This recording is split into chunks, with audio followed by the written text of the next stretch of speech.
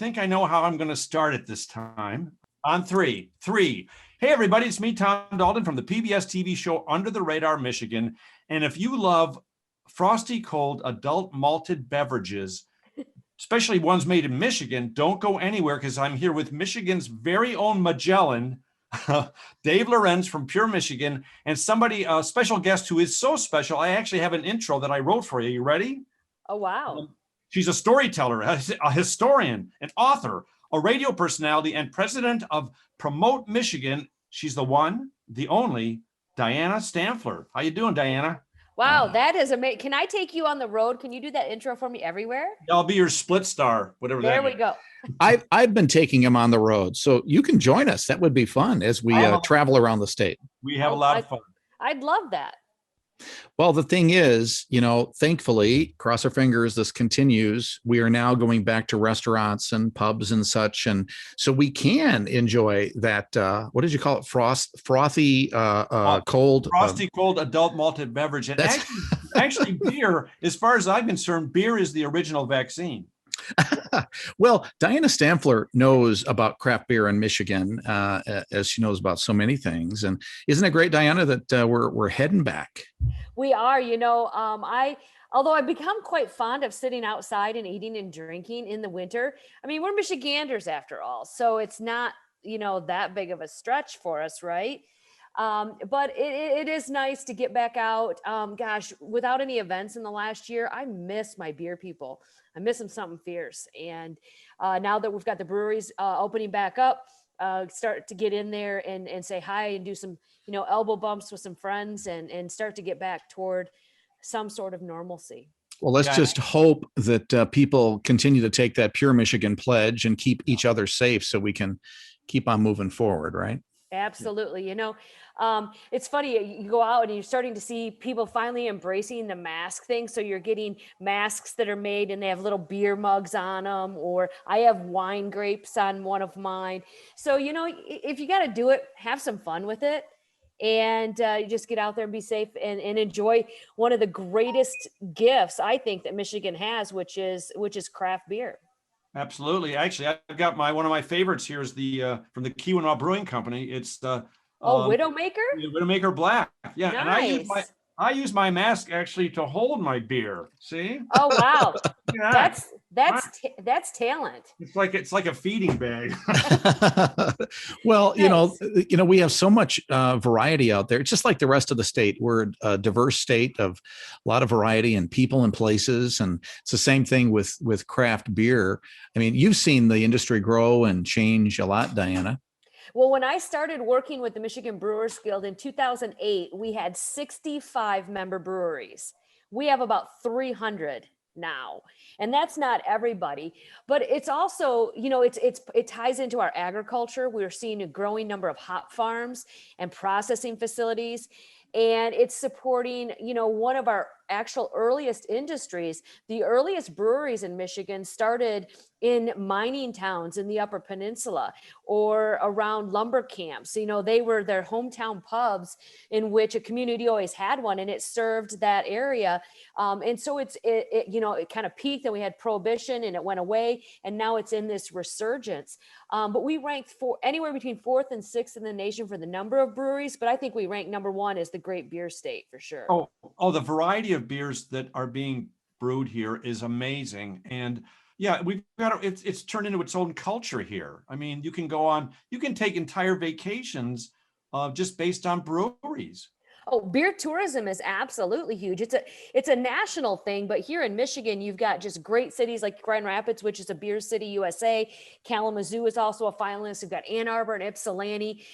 You've got the Traverse City area, Marquette, the Keweenaw Peninsula. I mean, you could do one just on the whole UP if you want. I mean, there's just so many great things. And now what I love is we're starting to see where you have those pockets, small breweries popping in between a pocket. So now you've got to stop in between there. So believe it or not, like places like Grayling is showing up as a brewing mecca, and the community embraces it, and they work with breweries and distilleries that want to come into that area because they see it as an economic driver. I mean, people are spending the money traveling to these breweries, and then they're staying in hotels and Yep. spending money at restaurants and doing shopping. And it becomes just this catalyst for everything. I was Well, going to make that very point very quickly, that a lot of these breweries are becoming market makers. They're moving into small towns and communities, and they're bringing people to that community, and they're actually helping grow these cities. yeah, as somebody who doesn't drink, I still like to go to the craft beer places because a lot of them have really good food. But I Yeah. really enjoy watching people because they're truly taste sampling. Ooh, I can taste the malt. Do you taste the fruits? It's like, okay, it's beer, but Yeah. it looks like they're having a good time, and I love that. It's Well, kind of like when you, as somebody who does drink,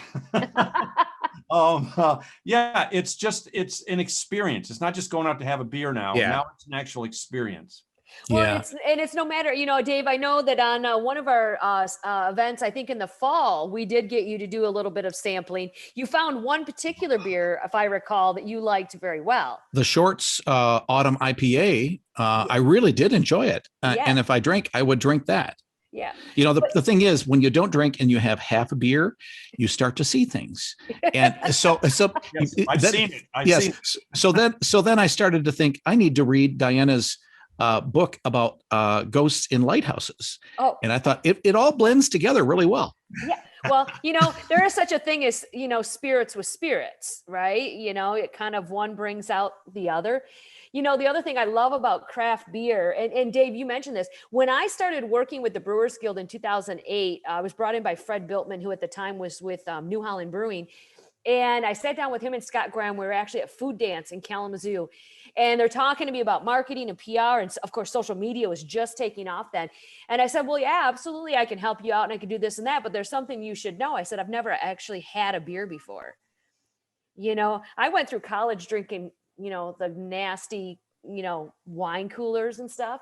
Ugh. But it was actually really good because I didn't come in with, I came in with a fresh mind, and they were able to educate me. And one of the earliest people was Tim Surprise, who founded Arcadia Brewing in Battle Creek years ago.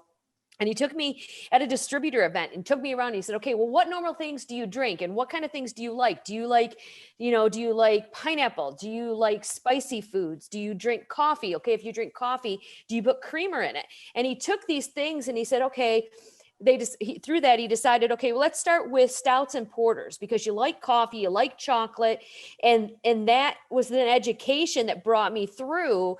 And I don't like bitter flavors, which would make sense that I don't like IPAs particularly. Some of the lighter ones are okay.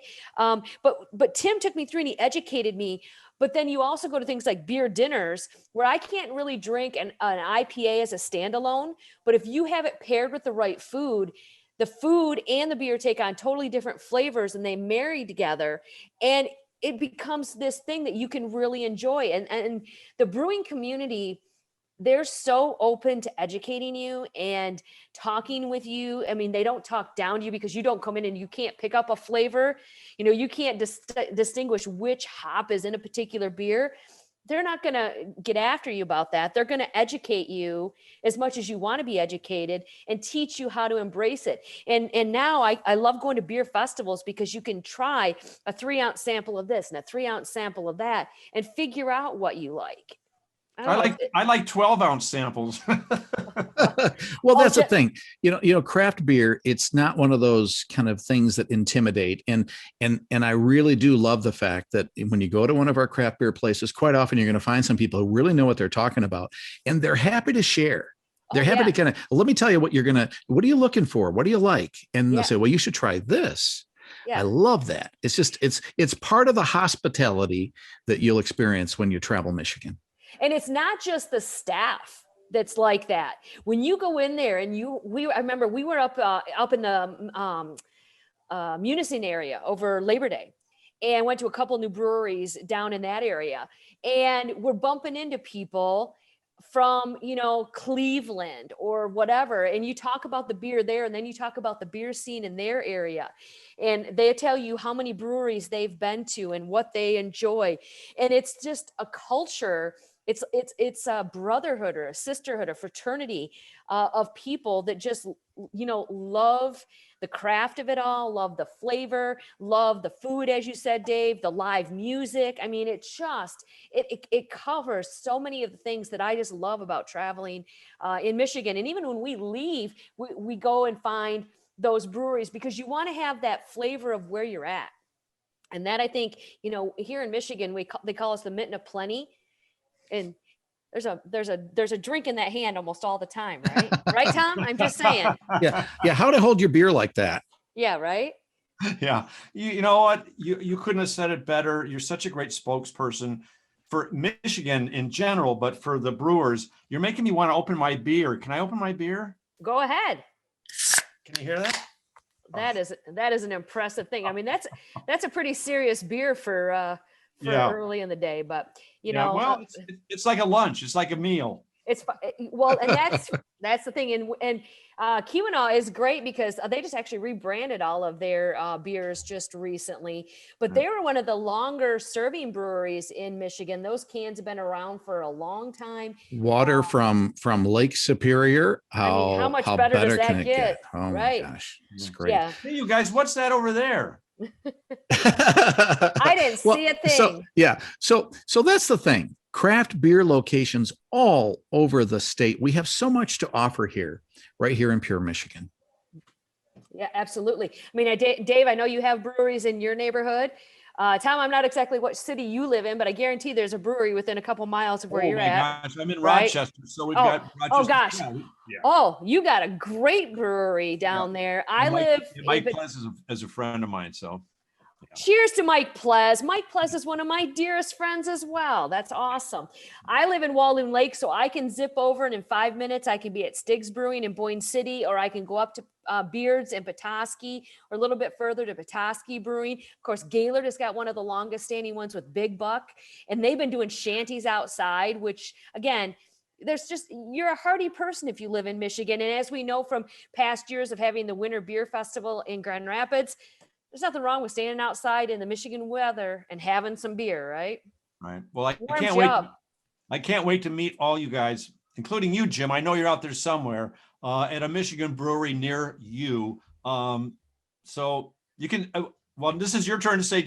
Wait, this is where you say, Dave, you can drink safely.